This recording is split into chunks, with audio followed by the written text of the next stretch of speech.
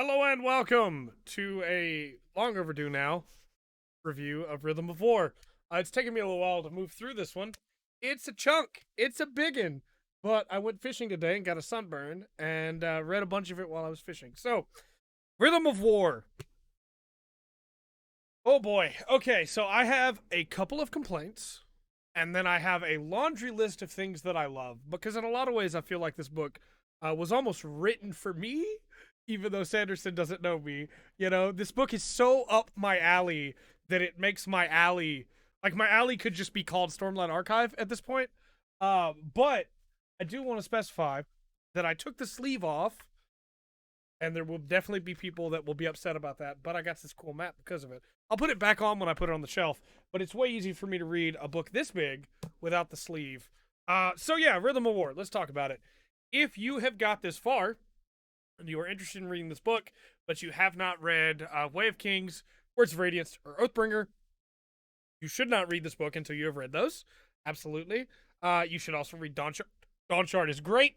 100% really, really good book. Read those before you read this one. This is book 4 in the Stormlight Archive. It is that continuing story. It's very important that you have some of those details from extremely early on in Way of Kings to be able to make all of this make sense. I'm just going to keep padding this book because it's a chunk, and I'm going to hold it throughout this entire review. But let's talk about Rhythm of War itself. All spoilers from this point on, and I'll talk about my complaints first so that I can then get into the things that I absolutely love. My list of complaints is small but serious. They are the only thing that stopped me from saying this book is like one of the best books ever. I still think it's one of my favorite books ever. And it probably is still one of the best books ever, let's be honest. But these complaints are there, right? They are things that bug me and will bug me, I guess, for all of eternity now, because they're in there, and I wish it hadn't been done that way. And again, I'm not Brandon Sanderson. I'm not going to say that I could have written it better. But almost all of my complaints with Rhythm of War are born from Oathbringer. And there, if you've seen the Oathbringer review, some of those same complaints come back here. We're jumping around a lot, and that's fine, but we're also jumping forward in time and not giving due time to some of the things that time needs to be given to. Because of that, there are conversations that don't happen that need to happen. I cannot be invested in the divide that has come up between Adolin and Dalinar, because we never got to have that sit-down conversation about what Adolin did with Sadeas. And I'm okay with going, well, I guess it's fine that, of course, that would still be between them. But I will never be as invested as I would have been if we had had that conversation. And in that same way, the fact that Dalinar and Seth never talk about what happened between them at all really bothers me. Seth proves over and over again that he's willing to fight for Dalinar, right? But there's never a moment where it's like, you know what? I don't trust him, but I guess I need to have a conversation with him about this.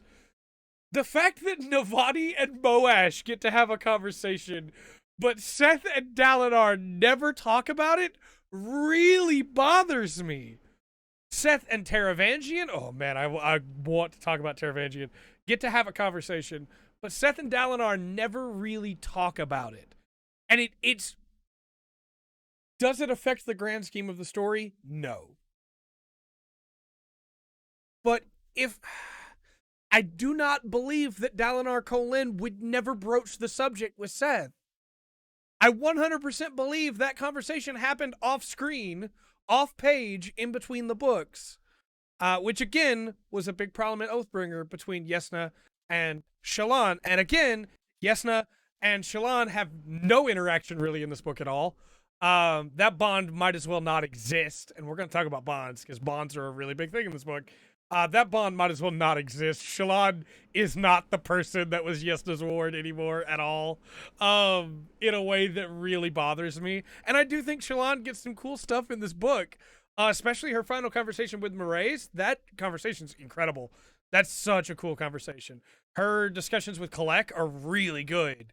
Um, but yeah, there was no longer any reason for that interaction to exist in my mind because those two characters aren't interacting anymore ever, I guess. Maybe in book 5, we'll see, maybe. But it feels so weird to have had that moment where Yesna dies be such a big moment to Shallan, and it kind of means nothing. Like, throughout this book, there were moments where I would go, man, it feels like Dalinar should be referencing Way of Kings somewhere soon. And then he would, and I'd be like, yeah, because that was a big thing to him. That book was very important to him. Noadon was very important to him. And Dalinar will reference it. And I have another issue with Dalinar I'm going to talk about in a minute. But Shallan just never calls back to that. Speaking of Shallan, I think that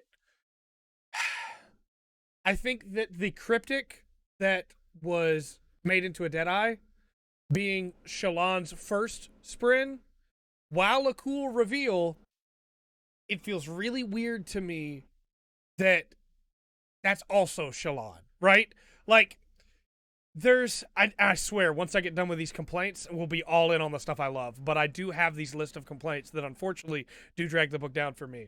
There are all these other Radiants with Adolin that came to lasting integrity and weren't allowed in. Could have been any one of theirs, right? Could have been anybody else's in the entire world, but it just happens to be his wife, Shallan, keeper of secrets. And again, that's fine.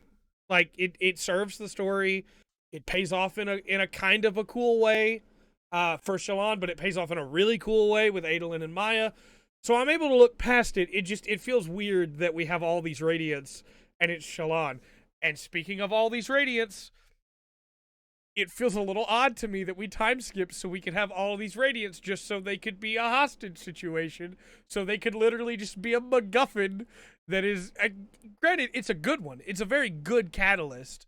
I don't want those Radiants to die, but especially when I feel like it would have been more impactful if some of the characters we know and love were unconscious there too. But really, it was just Teft, right? Like, all the other characters we care about, I mean, I guess it might have been some of Shallan's people too, but all the Bridge 4 Windrunners have gone. They're with Dalinar in the war in Imul. I gotta talk about that in a minute too. So it just felt weird that it was like the Radiants, but I don't know those people. I mean, obviously I feel bad for them. I don't want them to die, but I don't know those people. The stakes aren't there for the Radiants as much as they are for Lirin and Hasina. And I know for the characters they're there, but if the first part of this book had been introducing me to bonds that different characters had with various Radiants, that moment would have hit way harder of Moash just killed a Radiant in this room. Because as it is, it kind of just went, all right, yeah, no, that's terrible, but I don't know who that person is. I mean, it's really bad, and that sounds terrible because I'm a very empathetic person in real life. But give me a reason to care about those characters, you know? And then finally, my last big complaint is the war in Imul. The war in Imul feels kind of like it's just there, and I say kind of, it is. It's kind of just there as a diversion to get Dalinar out of the tower with a bunch of the Windrunners and characters that we care about, which is fine. Again, it's fine. Dalinar needed to be away, and we already knew they were going to fight in Imul. We already knew it does pay off towards the end, right at the end of the book, with Ishar. But up until that point, I couldn't help but go, okay, so Dalinar's going to win this war, no problem, because they got the Mink. And this battle, they've won this battle. I said war. They've won this battle, no problem now. We can move on. And in fact, we don't cut back to them at all throughout the course of that battle, really. But again, that was my list of complaints. Now, with those out of the way, let's talk about all the things I love in this book. We're almost 10 minutes in, and all I've done is complain. So I don't know how long we're going to go. I'm not going to put a timer on it. We're going to talk about things I love in this book. So, this book, like I said earlier, almost feels like it was written for me, Rhythm of War. Everything with Kaladin in this book. I'm going to do my best to not get emotional here. Everything with Kaladin in this book is the closest that I have ever seen a writer get to the way that it feels when you get pushed to that brink. Uh, handling a suicidal character is extremely difficult. And Brandon Sanderson is able to tell Kaladin's story in a way that both shows that he should recognize the good things in his life, but also highlights the way that because of what's going on in his head, he's not able to recognize the good things. He's only able to focus on the what ifs, on the bad, on everything falling apart, and he's not able to focus on the joys that he should be able to focus on, which is exactly how it works for us in real life.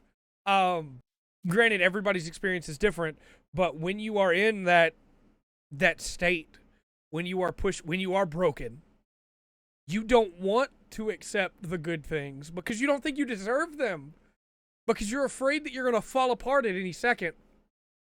And as someone who was able to walk away from that ledge, seeing Kaladin constantly be pushed to the edge of that ledge by Moash, and I want to talk about Moash. What a great hated villain that is. I hate him so much. Seeing Moash continuously push Kaladin to that edge, and Kaladin, even by the end of the book, when he's got his plate and he's super cool, he's not fixed. He's not unbroken. He's better, but you don't just get over it. It's something you have to deal with for the rest of your life. Even when things are up and everything's great, it takes so little to push you back down to that place again. And you see that over the course of this book. You see Kaladin get better, and then you see something terrible happen, and Kaladin get pushed right back down again to that brink, to that breaking point. And then finally, he gives in. But just like in real life, sometimes you're able to come back again. And I love it. I absolutely love Kaladin's arc in this book. The way that Sanderson was able to capture it is brilliant, it's amazing, and will 100% be something that I recommend people from now on. Not to get too extremely personal, but I wish that some of the things that had been told to Kaladin in this book had been told to me when I was suicidal, when I was on the edge of that ledge, before I jumped off. Because I think that it might have made a difference. It didn't with Kaladin until right at the end, but that's the way it works. You know, it's little steps. It's not all at once. Because again, you don't just get better. And I love the way that Kaladin versus I've completely forgotten the Ardents versus the Ardents. The way it is worked through of, no, what you're doing isn't helping them, it's hurting them. Because what you think they need is to be put away where they're not a problem for anybody. But what they actually need is to be forced to overcome. Because when you put them away, they have no desire to find joy again. And everything to do with that, with Kaladin's search for what he should be doing when he's tired of the fight, is so good. I love it. Oh, man, where do I even move from there? Because that, it's so good. Teft, right? Oh, man. Teft's death. And that chapter, specifically chapter 104, is one of my favorite chapters in this book. One of my favorite chapters ever. Because Teft isn't the big, tough, strong soldier. He's the sergeant. He's the one that's supposed to make sure the big, tough, strong soldier comes back alive, right? He doesn't have his squad with him. He doesn't have Kaladin with him. But he has to fight anyway. And the way that he has grown over the series, from a man ashamed of what he did, to a man ashamed of his actions again, ashamed of what he had done with the Fire Moss, to a man that was able to get over it, to a man that was able to forgive himself, to a man that was able to plunge the final dagger into Moash that really cemented just what a terrible human being he was. Not by actually hurting him, not by using a dagger, not by fighting back, but by instead saying, I was loved. I get to die knowing that I was loved. And it just, Teft is such a great character.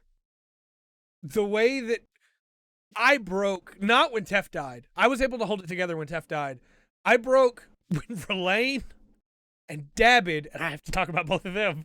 I broke when Verlaine and Dabbid came into the infirmary, and my brain went, they don't know Teft is dead. And I broke because of the knowledge that I was about to have to see them both react to that. Kaladin's reaction makes perfect sense. It was the catalyst that pushed him right to the end. And then because of the Pursuer, he's able to pull himself back together. Kaladin and Teft's friendship was so good. And with this finishing of Teft's arc, he now gets to be the hero that he never thought he was, right? He gets to be forgiven, and he will be the catalyst that continues to push these characters forward in a really cool way. And you see that with Verlaine, and this is a great way to transition into Verlaine. We see that with Verlaine trying to act like Teft. And, oh, I love Verlaine so much. The way that he straight up says, no, I don't want a Spren that is forced to bond with me.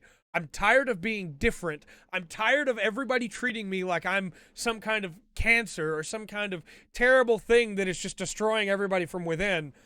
I am my own person. Treat me like it. And the fact that by the end of the book, he's found his own Spren. He is his own person. He's the bridger of minds.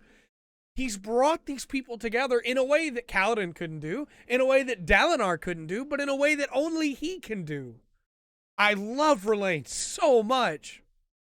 Dabbid. Dabbid as a character is one of those kind of like Hopper. Because I've said before, I love Bridge 4. Bridge 4 is my favorite set of characters in this book.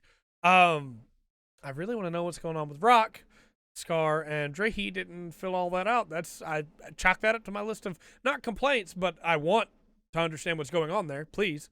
Because I refuse to believe that Sanderson would kill Rock off in a footnote at the end of the book. Dabbid is one of those characters that I always kind of wanted him to be able to recover, but I assumed, much like Bridge 4, that it was just Battle Shock, and he probably never would. But instead, Dabbid is actually like this super tragic character, but that overcomes it anyway. And I was so worried when he said that he was afraid that everybody would hate him. And instead to see that everybody's like, no, we get it. Like, yeah, you lied in a way, but you're still Bridge 4. It's cool. It's the whole Tower arc, as my good friend Kat puts it, Kaladin pulling a Die Hard. That whole arc in Urithiru is incredible. That is my favorite portion of this book by far. The Tower section is so good. Everything to do with Navani and Raboniel, and how that all turns out. Everything to do with the sibling and how that all resolves in a really cool moment, where Navani finally gets to show Moash, hey, you don't get to do whatever you want. Also, Raboniel clinging to Moash's body to try and stop him from killing Navani after Navani basically got her killed because they had found it together, the rhythm of war. I'm telling you, the entire thing at the Tower is the best part in this book. And Sanderson, I love you, but you kept cutting away from it, and I just wanted to get back to the Tower. But the stuff that was being cut away for was also really, really good. The stuff with Adolin and Lasting Integrity, with Maya and with the Honor Spin. The moment with Maya where she says, we chose? You cannot have our sacrifice. Oh, buddy, that moment's so good. The fact my brain was spinning immediately, right? The fact that the Spren chose to die, and we don't know why. Maya can't remember why because she's still too damaged. We don't know. I want to know. But obviously, more books coming. it blew my mind. It's such a cool reveal. And this moment of very much, it's, the how's that phrase go? It's poetry, it rhymes. The similarities between Dalinar saying, "You cannot have my pain," and Maya saying, "You cannot have our sacrifice." It's so good. Thematically, it fits so well. Odium just keeps getting shut down, even though this was the honor sprint and not Odium, but it was still him trying to turn them against humanity, using everything he could. And it's just so interesting the way that all works. There's a big theme of the things that we go through are ours. The memories, the good and bad, are ours. And giving them up, getting rid of them, trying to pretend they never happened, only it's a lie, right? So the dream has to end. It's a common theme that seems to run through the series of we can't forget what happened before, but instead we grow stronger from the knowledge that we're together. We're not facing it alone, right? And bonds is a huge thing in this book. The bondsmiths, obviously, both of them. There's a really funny moment with Kaladin about that at the end. And with Ishar as well. A really cool thing there with bondsmiths. But the bonds themselves are what allows Kaladin to rise up out of that gloom again. The fact that, hey, maybe I can't protect everybody. And that moment got me really good when he says, "I accept that I cannot protect everyone." But it's not about what we've lost. It's about the good times that we had, the memories, the victories. It's about holding on to the good and not letting the bad overcome you. And in a lot of ways, we see that with almost every character in here. Vinley, for instance. Vinley, she's done terrible things. Vinley has lost her entire people for most of the book, right? Find out towards the end that some of them are okay, which is really cool. I'm excited to know what's going on there. She lost her sister, and it's her fault, really. Yes, Ulim was deceiving her, but she gave in to that deception. And Vinley, unsurprisingly probably, after what I said about Vinley in the last book review, in Oathbringer review, Vinley quickly became one of my favorite characters in this book. Facing what she had done and trying to do better, failing over and over again, but then finally finding her stride and being able to do better. It's incredible. I absolutely love it. Vinley, again, focusing on the bond, on the good, on the things that she can continue to do. And it's really interesting to me because for a long time it has been painted good and bad, right? Honor and odium. But even in this book, we get to see Raboniel. We get to see Leshwi. We get to see Vinley. And it's not cut and dry, you know? Renarian is using one of Odium's sprint. R'Lain gets one of the corrupted sprint. You know, it's not cut and dry, because of course it's not. Life's more complicated than that. There's good and bad on both sides, but there's also good and bad in each and every person. And we get to see that not just with the people of the tower and everything happening there, but Yesna. Yesna has a great moment that highlights it, in my opinion, where she's fighting on the battlefield so that she can prove that she's just as good as queen as any of the previous kings were, and which she has to do because her people are very warlike. I fully get it. But this moment of just great fatigue of, what am I doing? Like, I have to do this, but what am I doing? And I think it's what sets those that have chosen to fight on the side of the Knights Radiant apart from those that have chosen to fight for Odium. And it's why we see some of those that have been fighting for Odium coming over to fight alongside the Children of Honor. A couple other big scenes I wanted to highlight. I forgot one of my other complaints. Lopin's not in this book. Where's Lopin at? When Lopin's not in the pages, I'm asking where Lopin is at all times, Sanderson. I want Lopin. I need Lopin. That's all I'm saying. Couple other big moments. Notum standing up before the assembly and saying, honor is not dead. he lives on in the hearts of men. Um, oh, that moment's so good. I think that I could just go on and on, right? There's so much more I want to talk about. I want to talk about Teravangian. I want to talk about Moash. I want to talk about the sibling and the tower. I want to talk about the experimentation.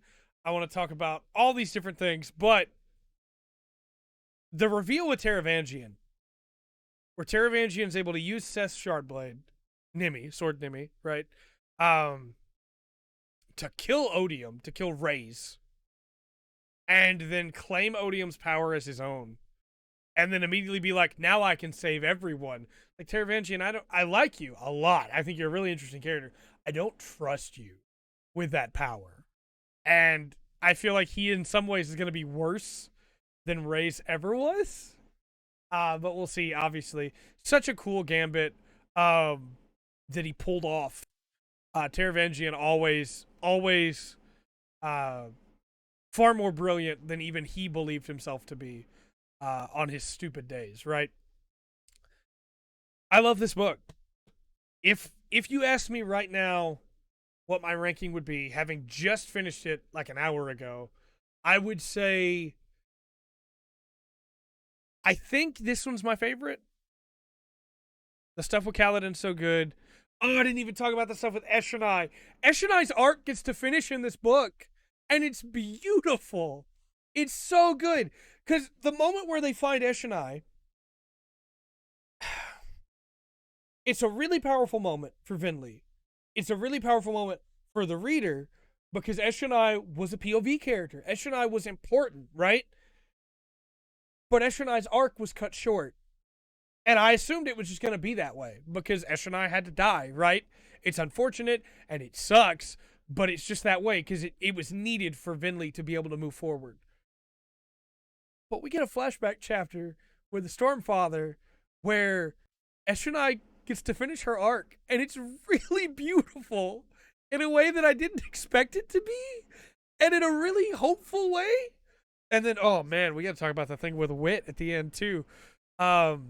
This book has like 4 pseudo endings, and then finally ends on maybe the most powerful one of no, Teravangian is not. He's not someone that Wit can just outwit like he could Raze. Teravangian's gonna be a problem. I feel like that name reveal is big. You should know me energy, right? Probably from one of the other Cosmere books. But I do believe this book still stands on its own. Whereas in the last book, in Oathbringer, Azure showed up, and there was some stuff going on with her, with Foil and everything that seemed really interesting, but also was pretty obvious hey, this is from one of those other books. This one is more of just well, yeah, this character's from those other books, but you got introduced to him as a mysterious character in these books.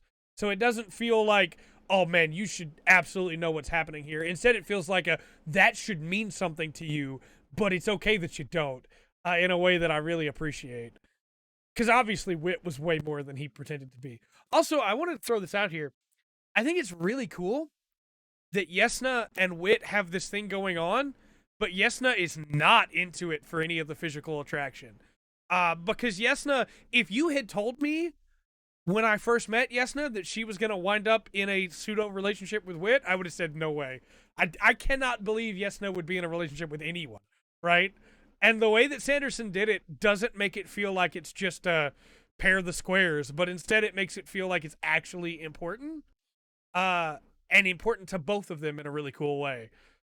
In that same way, especially when Leshwi turned good, I kept waiting for well, Kaladin and Leshwi can be together now, I guess, because they're the 2 characters that have kind of been around each other, fighting each other, and Sanderson's like, nah, I'm not pairing the squares, which is really good. I know we only have one more novel before there's supposed to be a time skip, I believe, and I hope we don't get squares paired at the end there, because it's one of my least favorite tropes in all of fiction, but this book is great. You should absolutely read the Stormlight Archive. I'm so happy that I got into Stormlight Archive. A huge thanks again, Kat and Joel and Sherpa on Twitter for recommending that I check this series out because I've absolutely enjoyed my time with it. Can't wait for book 5. I'm going to take a break from Sanderson for a little bit. We're going to go check out Malazan next, which, again, taking a break from Sanderson to move to Erickson. Maybe not the best idea, but I want to get caught back up on Malazan, and I'm actually going to start over again. I'm up into the start of book 4 on Malazan, so I'm going to start all the way back over at the very beginning, very first chronological book.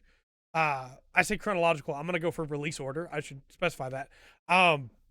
Work my way up, and then probably take a break when the next, either when I finish Malazan or when the next Stormlight Archive book comes out.